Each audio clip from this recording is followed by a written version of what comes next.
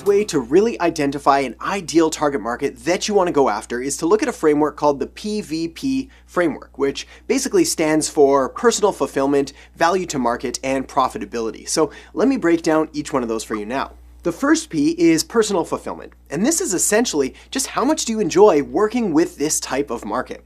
Do they share similar values? Do you enjoy helping them? Do they get value from you helping out? Do you have a good relationship? Do you enjoy talking with them? Do you have shared interests? That type of thing. See, it's probably no surprise that you're going to be able to do a lot better, and you're going to be able to attract a lot higher quality customer and someone that you actually enjoy working with if you actually enjoy working with them and you've got similar characteristics or commonalities, or you're able to empathize with them and really kind of get on the same page. The next letter is V, and this is all about value to market or value to marketplace.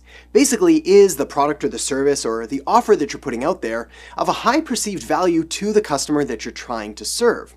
Basically, if you've got something that's going to be really valuable to a certain segment of people, you're going to probably want to serve them rather than a different segment of people who may have no interest at all in what you're trying to sell. A good example here, and basically just because I've got one on the wall, would be, say, guitar strings. Now, if you're trying to sell guitar strings to me, I'm going to be interested and it's going to provide a lot of value to me because I'm going to need them for my guitar. But if you try to sell them to some of my friends who don't play guitar, there's going to be pretty much no value at all, unless of course they're nice and just want to buy me some strings. Alright, moving right along to the third letter, which is P, and this is all about profitability. This one is kind of obvious and goes without saying, but hey, let's say it anyways. Basically, profitability is how profitable are these customers to your business. Basically, when you take a look at all the different available markets that you could pursue, some of which are going to be in a better position to spend a whole lot more money than other people, meaning you can probably provide a much higher quality service or product to them. As a real rough example, let's just look at demographic details like age range. Well, it's probably not surprising that someone who's, say, still in college or maybe who's retired and trying to watch what they've